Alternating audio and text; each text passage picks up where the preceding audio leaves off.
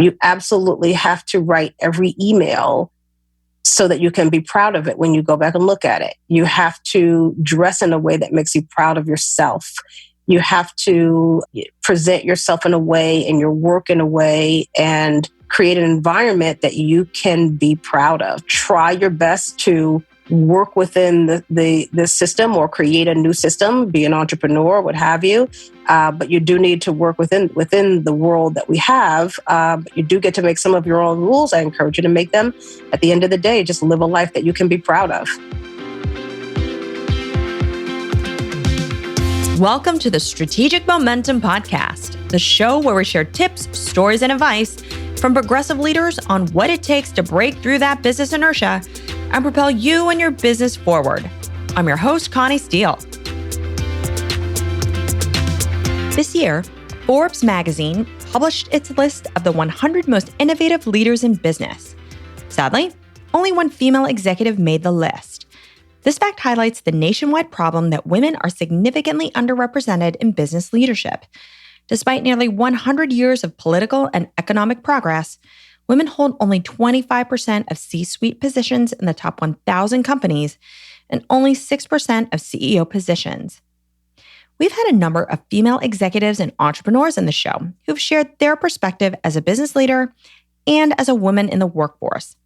And for today's episode, we discuss some of the biggest barriers they've collectively seen that inhibit women from reaching their full potential. Plus, these accomplished guests provide tips and advice for breaking through that inertia to create the momentum women are looking for in their professional and even personal life. We'll start with one of the most commonly cited causes of internal setbacks: lack of confidence. Cara Soletto, my guest on episode 53, is an author, speaker, entrepreneur, and chief retention officer at Crescendo Strategies. In her work, she's noticed that a number of women have a fear of speaking up that ultimately leads to their stagnation. I believe that a lot more women than men struggle with the confidence to position themselves for success, to push back on an employer and to demand what they want. We hear all this talk about the pay gap, the gender pay gap and things like that. And while there's definitely systemic issues behind that, I see every day that I'll talk to women about, well, have you asked to work from home? Or have you demanded that you get paid more this year because you learned more and you're more valuable to the company and things? And they'll say, well, no, I just feel like my boss should recognize that and they should just pay me more because they noticed, and that type of thing. And so I think, some women, especially a lot of the millennial women like me, we have a ton of confidence and we are going to push back and we are going to demand things. But I still see a lot of women who aren't that way, and that if they did build some more confidence and also reduce their fear. I think there's a lot of fear that I'm going to seem ungrateful or maybe even imposter syndrome of, well, I'm not really that good. They're going to figure out that I don't even really know what I'm doing, even though they've been in the job 2 years and they're doing a great job, but they might still have that fear or doubt of whether or not they really are valuable to the company. Cara's point of imposter syndrome is not unique. Many women in business cite imposter syndrome as the reason for their inability to challenge the boundaries in their workplace.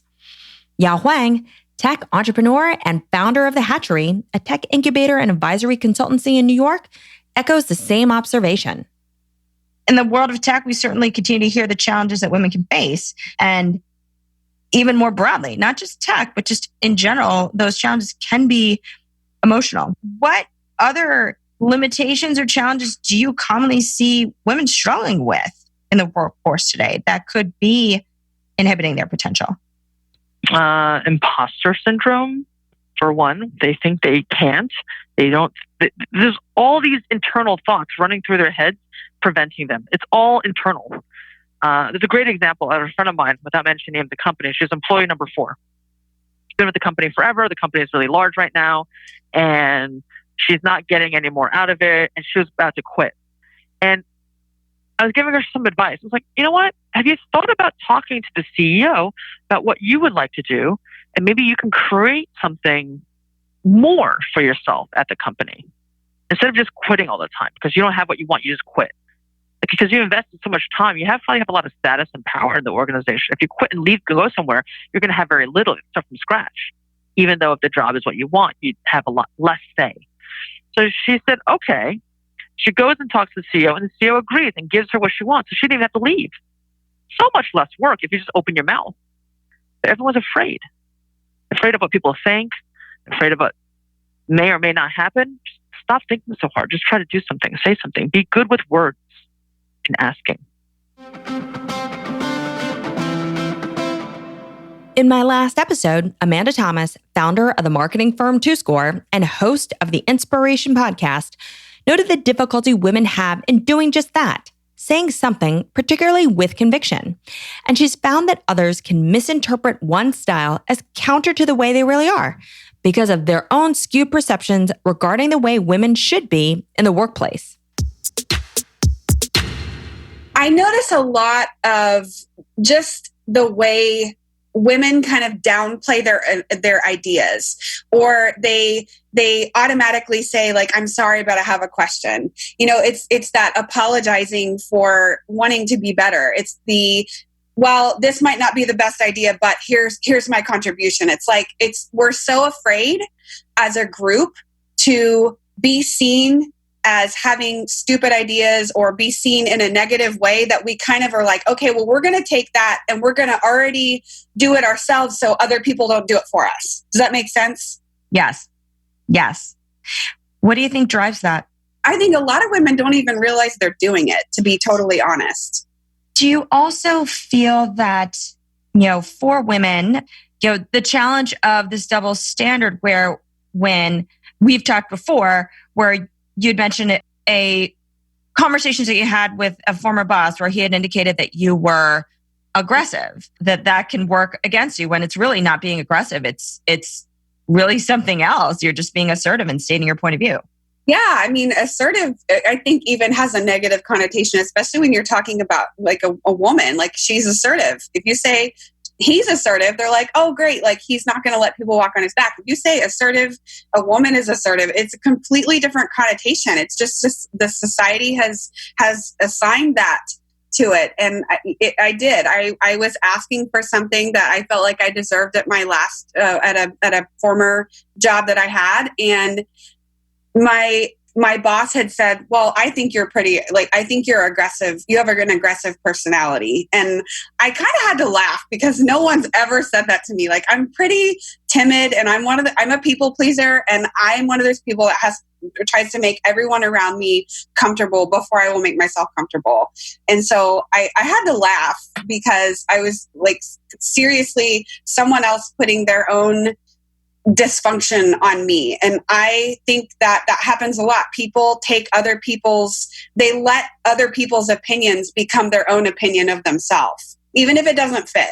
So it's really trying to fight through existing perceptions that one may have on you and making sure that really doesn't tend to skew your outlook on your own ability. And ensuring that you really stay true to yourself, it sounds like. Yeah, because we're already fighting an uphill battle, imposter syndrome and negative self-talk. We already have that. So take that plus add in other people's perceptions of she's aggressive, she's mean, she's, a biatch, what, I don't know if I can say that, but, if you add those things together, it's very difficult. It's extremely difficult. And it takes constant reflection and evaluation of am I communicating effectively? Am I reaching my value? Megan French Dunbar, co-founder and CEO of Conscious Company Media, who has interviewed several female leaders for her magazine and World Changing Women's podcast, also shares that we as women have a tendency to hold ourselves back because of this belief that we aren't ready yet. It's just women not believing in themselves, which I mean, I struggled with my entire career, but women, we spoke with the CEO of Burton, Donna Montgomery, who's incredible, or Donna Carpenter. And she was talking about how, so they've promoted through a women's leadership initiative at Burton. When she became CEO at Burton, they had 10% females in positions of leadership. And she, since she's taken over, has gotten that up to 47%. Wow. And she said the number one thing that was holding the women back at Burton was them not believing in themselves or asking for the promotion. And she said they were literally offering promotions to women in the workplace, and women would respond with, I don't think I'm ready for that yet. But then if you offered it to a man, the man would be like, I was ready for that yesterday. I was born for this. Like, just the general level of confidence of women and men believing in themselves in the workplace and what they can do. She was saying that men will believe in that they're ready for something well before they're ready, and women will believe in themselves when they've done it. Yeah. Right. Or when they feel they've had the experience, versus believing they can grow into the experience and be successful at it because they've already had a track record of proving themselves in other capacities. Exactly. Yeah.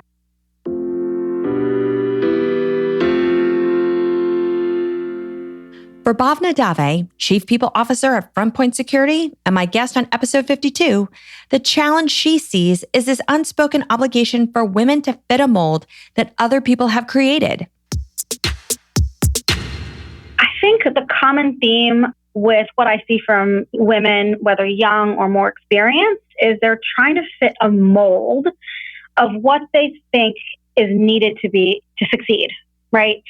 Instead of really knowing who they are and focus on what they can bring to the table, they focus on how do I fit this mold of what I need to be, right?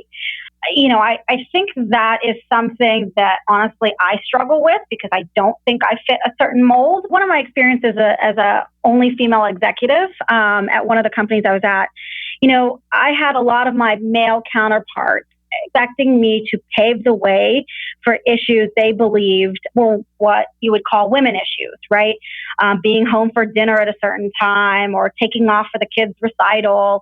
So they asked me when, you know, our CEO would schedule meetings that ran till 6:30 or, they were scared to, have the conversation about taking time off to go to their child's recital. You know, they were trying to ask me to bring this up and push the CEO to be cognizant of this or be more mindful of this. And instead of doing that, and taking what you would say, in air quotes, a typical woman's role would be, instead I encouraged them to have the courageous conversation with our CEO and advocate for what they wanted because it was important to them. So I didn't buckle and just fit the mold and go speak up because, yes, that is important to me, but I wanted him to do it as well. I wanted my peers to be able to say out loud that this was important to them so that other women in our organization and other men in our organization would feel good about that as well. And so, I encourage, other women leaders or women in the organization, don't be a scapegoat for these men to bring up their family issues or things that are important to them. Make them do it themselves. Make them have those courageous conversations. So I think that's why,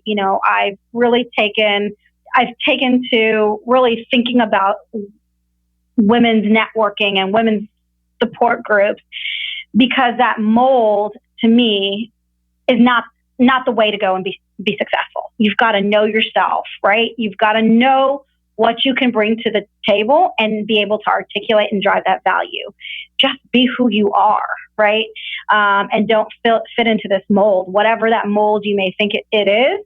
I think they really need to focus on who they are and what they bring to the table. And I think a lot of women, whether young or more experienced, are trying to fit this mold. It's one thing to try and fit the mold as a woman in the workforce. It's another to add the layer of being a minority woman as well. Amani Green, my good friend and guest on episode 41, has had a rich career in marketing that ultimately led her to start her own advertising consultancy, Green Group. She shared her experiences as a woman of color as she worked up the corporate ladder on Madison Avenue in New York. there were lots of small opportunities, I think, that helped me to be comfortable in my skin. One that comes to mind is a woman who ran, I'm going to misname it, I'm sure I'm going to butcher the name, but who ran the insights and strategy group at Ogilvy broadly, who said to me one day after what I thought was a really great presentation, she said, "You are great in front of a room, but I can sense that you're not being yourself." And it was a turning point for me. It was just the right juncture. I was probably in my, early 30s, maybe 33-ish. I was, already, I don't know, I guess a VP or something like that. And she said, "You're great. You're charming and you're dynamic and they're eating your words up, but you're not being yourself. You're not being your authentic self." And there was no turning back from there. There was no turning back. I learned that not only can I be who I am, but that people actually really, really, really like it. That it wasn't a turn off. It was a turn on. It was more compelling to people than the kind of artificial lens that I was having them see me through. What do you think inhibited you from being your authentic self from the beginning? I think just a lack of confidence. You get. And I think some of it is being a woman of color. So I grew up in an all-Black middle-class neighborhood in Queens. I went to all-Black schools all my life. Great schools, absolutely great schools. I was always a smart kid. I always did really well. But I got out into a very white workforce and was culturally nervous. I was like, what do white people think of me? Am I supposed to be representing my whole race with every word I say? I just wasn't. I was hypersensitive. It wasn't that I was not myself. I was just cautious all the time. I was always trying to watch my words super carefully and wasn't relaxed. And I had learned to become comfortable with that and didn't even realize that I wasn't being myself. I thought I was being my work self until that moment, and I don't want to say that it was like that one single moment and then all of a sudden I became like my most relaxed, living my best life. But it just was a catalyst to having me start to look at it a little bit differently, and then to start to look at, again, those mentors that I mentioned, to see to what extent they seemed relaxed and comfortable in their skin. There are still a lot of external factors that limit women from achieving parity in the workplace and allow them to be their authentic self. The women we just heard from, however, all noted that we often create these self-imposed barriers as a result of our own fear or that lack of confidence. So how can we change the way we think and approach the dynamics in our work environment differently? What should women be doing to challenge not only the corporate norms, but themselves in the wake of these circumstances? For one thing, it starts with focusing on our performance. Inez Lebeau, founder and CEO of Enterprise Transformation Solutions, and my guest on episode 39, faced countless challenges working up the career ladder on her path towards a C-suite. What her experiences taught her was that as a female in business, your performance, regardless of the circumstance you may be in, gives you power and credibility. And the fact that you always have to be your own advocate. So you mentioned something really interesting, the whole notion of power. How did you, as that single female in the room, as one of those few female executives, find ways to harness power? So first and foremost, I learned early on that you had to be the best performer in the company, because they would look for any reason, right, to diminish you. And so I learned, and I was, type A person anyway, and very driven. And they put me in charge of building this whole network in a year. And project management, the launch of a satellite, building and launching a satellite. And I got that done. So even though they would say, they called me the dragon lady or whatever, because I guess I was bitchy, but they could never say anything about my performance. So that was number one. That gave me power. It gave me power. It gave me sustainability, and it gave me credibility. My work gave me credibility. That is still true today. I'm really passionate about that.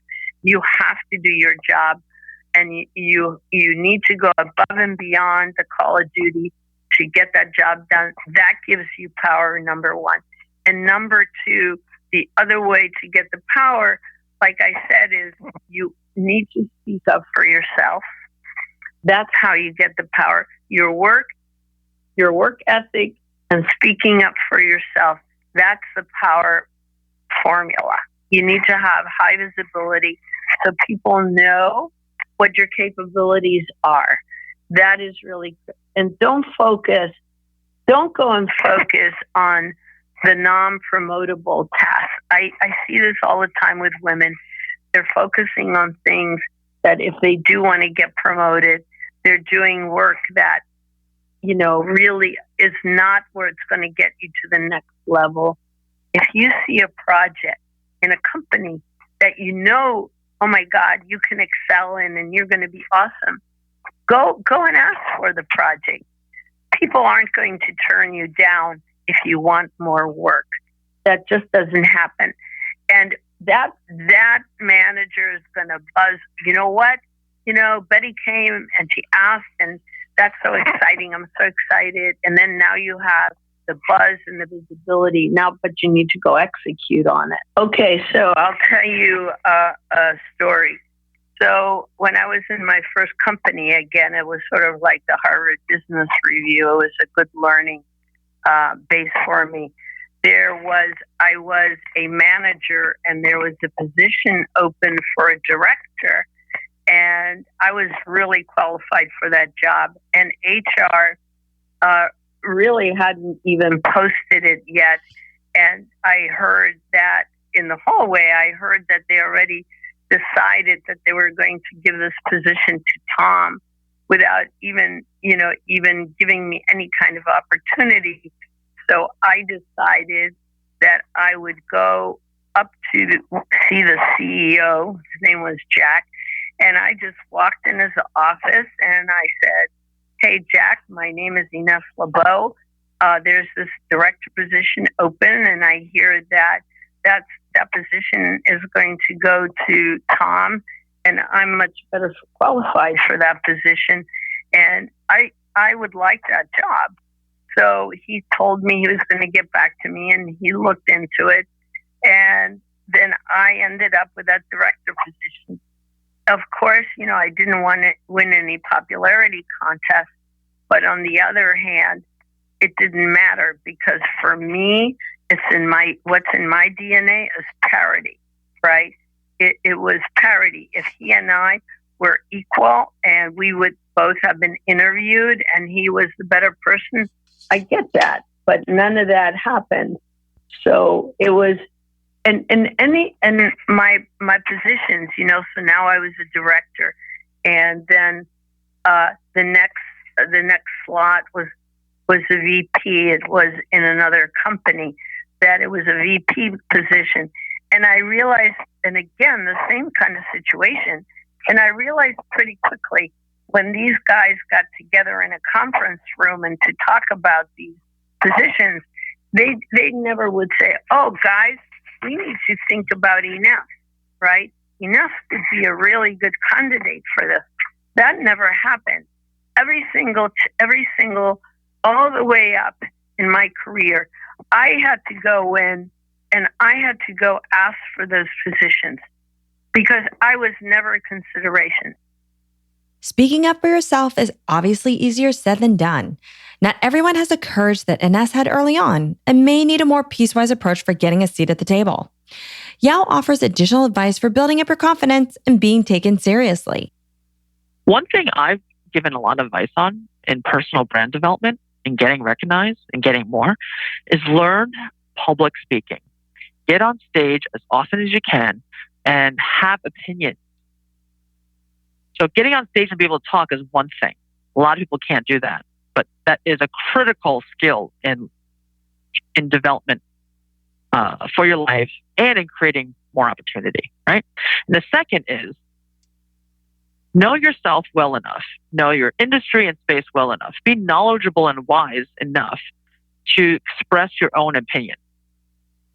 It doesn't have to be just what everyone else is saying. That's quite boring. You're not going to get recognized that way.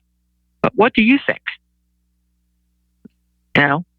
There's people tend to want to follow, it seems, more so than stand out. Or at least that's some of the perception I see across the board, that it can be scary to stand out. It can be scary to buck the norm.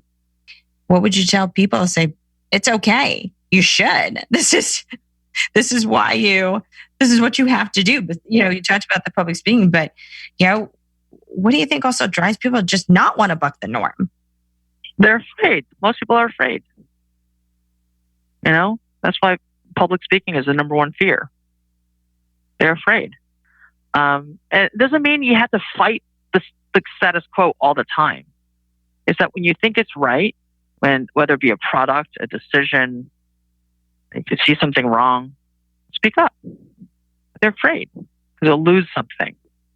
So that whole thing, that's a great point. And I think many people think of what won't happen versus what could happen. Thinking of the positive, if you try, versus what could I lose? What sort of shame or anxiety could I feel if I don't take that leap of faith? And by the way, not everything goes right. You could actually fail. You have to self-assess the situation. We're talking in a very vague general terms, so it's nothing specific. Again, be thoughtful about it. When I left corporate to go do startup stuff, my thought process was, what's the worst case? I fail and I go back to my 6-figure job. Okay, fine. Right? Like assess a little better and then go take a step. Don't just hum and think about it all day and talk about it. It's really exhausting. Take a step, take another step. It could be a small step, but move towards a direction versus standing still. Another great point Yao makes is the importance of having connections and mentors. And Bhavna, Kara, and Amani all share similar advice and experiences. Another thing you talk a lot about too is it's about building these different relationships. They can come from anywhere, but put the effort in and these serendipitous relationships that you may form really could take you in directions that you have never thought of. But, putting yourself out there also seems to be pretty scary for most people. And they don't think about broadening their network and building this base of people with all different capabilities that could support them in ways that they would have never imagined. Yeah. And I know make friends. You're gonna need them at some point. Get a mentor. Get a mentor who can advise you better. Get several mentors. I think my number one advice is find a mentor. Find a woman leader in your organization or outside your organization, and someone that you respect, someone that you believe has a strong impact in the organization. And be bold and go ask them to sit down and have coffee with you and talk to you about what it took to get to their position. What did they do to drive their own success within an organization? Get a mentor, and maybe get multiple mentors. I have 4 that I have used and collected throughout my career journey, and they've been amazing for me. And it's a 2-way relationship. We have dynamic conversations. They mentored me throughout my career, and they tell me they've learned a lot from me as well. So make sure you're thinking about whoever you select to be your mentor, how that relationship can be dynamic and successful for both parties. But I think having someone to help you navigate, the corporate environment and work and challenges that you may face is really important. And the reason I say multiple is so that you can get different perspectives from, a few different leaders that you highly respect. I think it's really critical to get some coaching and to find other, very confident and powerful women to learn from and to glean some of their insights on why you are worth what you're worth and how you can put fear aside. I've been fortunate to grow up in a world and in a part of the world where there are lots of women who have done it before me that look like me. So I had the ability to have mentors, to see what success looks like, and to emulate those people. Those mentors, by the way, were not always Black women. They were white men. They were, they were Asian. They were Hispanic. They were everything. When I realized that I was coming across as with sort of an artificial overlay, it allowed me to step back and then be a little bit smarter about what I was taking away from my mentors. And that wisdom made me more comfortable in my skin.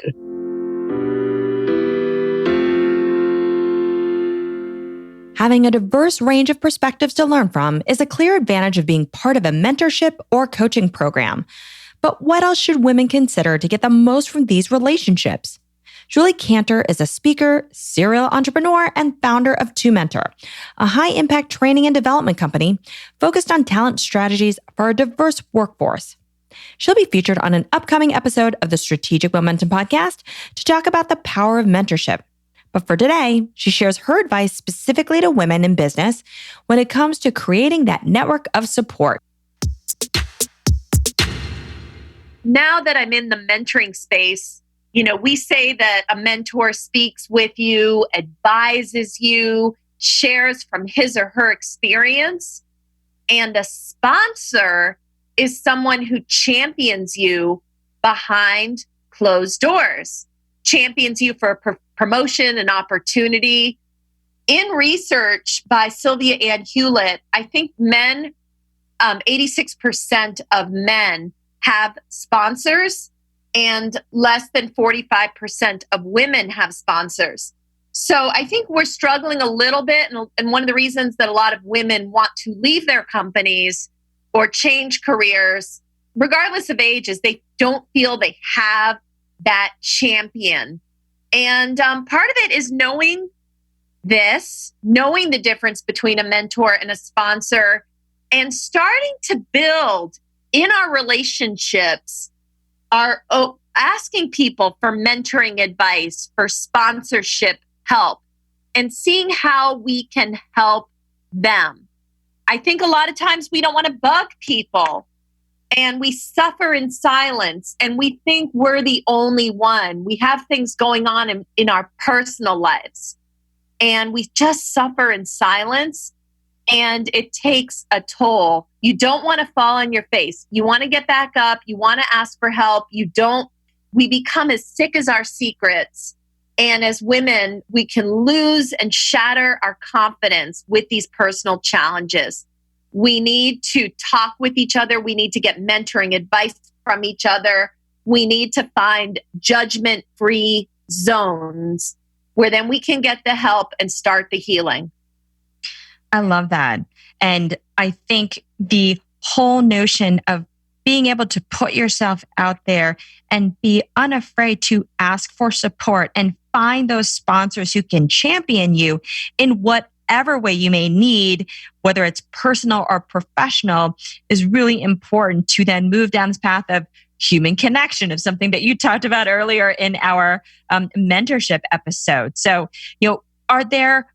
what advice? Don't isolate. My advice to women, do not isolate. Find safe places to talk, communicate, and get the help.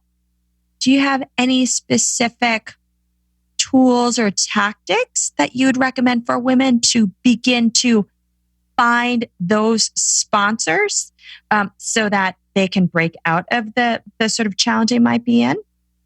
Yeah, I actually really, as I talked to women all over the country, 90% of them that have sponsors have shared with me that their sponsors are or have been male. So I think as women, I really want to encourage us to become the mentors and the sponsors, to find our time to stand up in leadership and find ways. And I don't care how old you are. I don't care what your background is. We can all help each other. We can all find ways to champion each other and champion each other's daughters. And I really want us to step up. And one thing you can do is try to build a co-sponsoring relationship with someone who has something you want. Get together with them. Find ways that that you can help them. Introductions you can make for them. How you might champion them internally in the company. And share what your dreams are, what your goals are, and see if there are ways that they can help you, and decide if you want to co-sponsor each other. And if you do, get together every 4 weeks and try to see how you're doing and action items you can take to continue to advance each other. Make sure you really respect the person and make sure the relationship and agree on reciprocity. Having mentors, sponsors, a strong work ethic, and determination are all vital to breaking through the inertia as a woman to reach your growth potential. But even with all of these things in place, forward movement is limited without having a clear direction. And that, as my guest will say, comes down to having a secure sense of who you are and what it is you truly want out of life.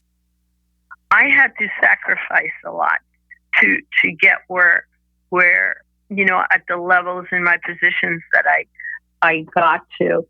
I ended up having to move. I moved 9 times in 18 years to where these positions were. Because let's say I was in Washington, D.C., where I live, and I was in a company and that position there was here, that wasn't necessarily who's going to hire me. So I made a lot of sacrifices to do this. And that's what you really need to do. And you can't sit back and you can't wait for this to come to you. You need to know, what is it you want to do? What is it you want to do with your life? How important is it to you? How important is work? How important is it for you to move on? Or do you prefer a life-family balance? I know that people talk a lot, oh yeah, you can have life, your life balance and career, and even the men have a hard time with that. It's very difficult. And so you have to want it with all your heart and soul. And so you obviously talked about, some of these key things that still inhibit women from reaching their full growth potential. But, what other common misconceptions do you think that women may have or women may engage in terms of behavior that are inhibiting them from reaching their full growth potential? I think it has to do with, I think I was just saying, it's a personal thing, right? It takes, you have to be persistent. You have to be relentless. You have to be fearless. You need to not be intimidated by, you have a goal and you want to get to that end stop, and nothing is going to get in your way to get there. That's what's really, at the end of the day, is required. You can't sit back. You can't wait for it. You can't wait for it to come to you, because I learned it didn't come to me, right? So certainly it's not going to happen today either. Okay, so 2 things I wanted to share about that. I do think that women are much more competitive with one another, and we see success and money and, men and, the dating pool and all of that. We see those things as finite. So if I look at a woman and she got a promotion, that means that there's less opportunity for me. I think a lot of women see things that way. And I think the first word of advice that I have is stop seeing other women succeeding as a bad thing for you. There is enough success for all of us, and we need to start building each other up instead of tearing other people down to get what we feel like is ours. I feel like that's number one. Number two is more individual than that. I think it's very important for anyone who wants to go to make the switch from this is my life and I need to do, I need to figure out what is most important for me in my life. What kind of life do I want to have? Where do I want to live? How much money do I want to make? What type of lifestyle do I want to have? What kind of work schedule do I want to have? I think it's very important to be very specific about those things and then choose a career or a job or any big choices that you have in your life. Make sure that they line up with the things that you want for your life. Because a lot of times you'll see people who you ask them at 50 years old, how did you get into that line of work? Well, it was the first job that was available, and then they just got stuck there. So time flies, and you want to make sure that you're very diligent and you're a big advocate for the own life that you want to have. So it's about then planning what those goals or objectives may be. Mm-hmm. And then it sounds like being able to chart that course and going back to things that are inherent to you, testing and learning your way into what may really align to what it is that ultimately fits. Because you might not know what you want initially, just like you had started off, where you didn't even know that you were going to love being a marketer in the credit union. Yeah, exactly. But be clear in defining what those broader career and life goals are, and then being able to, try new things, assess what works and on a continuous basis so that you can achieve what ultimately best fits with, what you want in your life. Exactly. Amani Green extends this advice to those who feel particularly marginalized. Knowing who you are and being comfortable with it, despite who you work with, is imperative to building your legacy and living a life you can be proud of. Everybody's experience is so unique, right? So there are lots of Black women, maybe my age or the age I was when this revelation came in front of me, that grew up in a world that was not all Black, right? And so maybe they were already comfortable with, people of all cultures and races.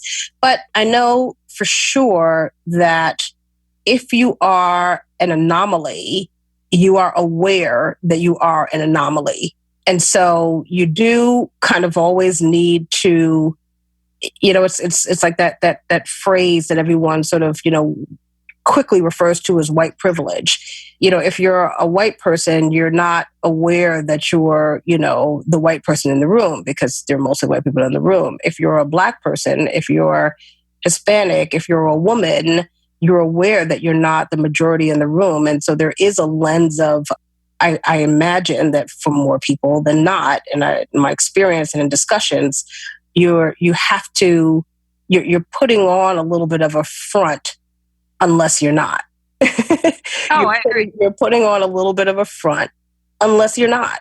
It's not always easy to make the decision that you're not doing that. But when you do that, you tend to be more comfortable in your skin. What advice would you give to people where, it's that feeling of being the anomaly, and I can certainly understand that. What advice can you give to other women or men for that matter, who may have that feeling and may feel like, wow, I constantly do need to prove myself, or feel the pressure, I should say, to prove yourself, because you may feel like you're proving, your race or gender to everybody in that work environment. Yeah. So there are 2 points that come to mind. The first is, I'm going to say the thing that maybe it's an unpopular thing to say, but you do have to be able to succeed in a world that is, in which you are an anomaly. And so it's critical. I'm a mom. I've got, a 13-year-old Black son, and I teach him that the world is not going to give him anything and he's going to have to work harder, and he's going to have to be smarter. He's going to have to be aware of how he dresses. He can't walk around in a hoodie like a white kid because the world views him differently. So he does have to put forth more effort. That may be an unpopular notion, but it is what it is. And so in my lifetime, I would imagine that there will still be work that has to be done by people of color that doesn't have to be done necessarily by people who are not of color in order to be accepted or adopted or whatever you have to be. That said, that's the smaller of my 2 points. The larger of my 2 points and the more important of my 2 points is you absolutely have to live a life that you can be proud of. You absolutely have to write every email so that you can be proud of it when you go back and look at it. You have to dress in a way that makes you proud of yourself. You have to present yourself in a way and your work in a way and create an environment that you can be proud. Try your best to work within the system or create a new system, be an entrepreneur, what have you. But you do need to work within the world that we have. But you do get to make some of your own rules. I encourage you to make them. At the end of the day, just live a life that you can be proud of.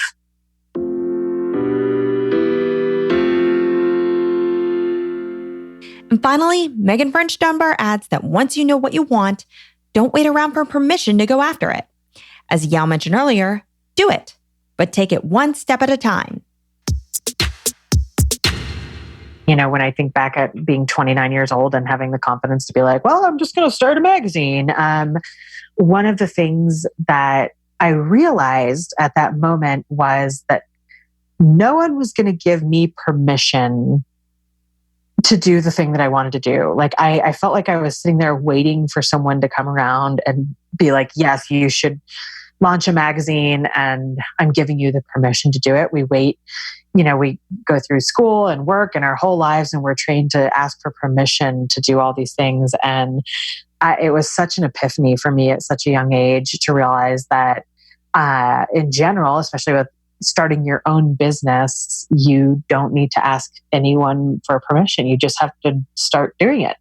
You have to take control of your life and just start doing it. Every entrepreneur I've ever talked to has had no clue what they were doing when they started their business, but they just started. They just took one step after another. I interviewed a woman yesterday who started a popcorn company while she was on maternity leave, and she just started doing it. Like she just started calling popcorn providers, organic popcorn providers, while her son was 3 days old because she was passionate about it. And I just always say to people, no matter what it is that you're doing, whether it's starting a business or asking for a promotion or trying to change career paths, is just take one step. That's just take one step because we overthink it, we overanalyze it, we start creating these crazy stories about what's going to happen if we start doing it. But you never ever know until you take the first step. So whatever it is, just take one step, and then when that step is over, assess and take the next step. And it's kind of as simple as that. And you'll be just shocked at how much things change when you just start taking action rather than start thinking about it. Navigating business politics in a competitive marketplace is challenging enough for all up-and-coming business leaders. But the fact that women have additional hurdles to overcome just to achieve those positions of power leads to frustration and discouragement when female leaders lend so much to workplace and company success. But progress happens with persistence. Knowing your worth, producing excellent work, and being your own advocate are just some ways women can collectively chip harder at the glass ceiling. And ultimately, knowing who you are and what you want will make the path to what you want to achieve that much clearer. Thanks for listening to the Strategic Momentum Podcast. If you've liked what you heard, please share this episode with at least one person who you think could benefit from hearing about how to take back control and reshape your own career path. And please subscribe to the show on Apple Podcasts, Stitcher Radio, Spotify, or wherever you get your podcasts. To get show notes, links, and more tips and advice from this episode, you can visit us on our new website at strategicmomentum.co. On our site, you'll not only find all the content from our past episodes, but we'd love for you to contribute to all the great work and career advice we've collected over the years. And don't forget to follow Strategic Momentum on Facebook and Instagram. You can also join the Strategic Momentum Facebook community by searching Strategic Momentum in groups. I'm Connie Steele, and you've been listening to the Strategic Momentum Podcast.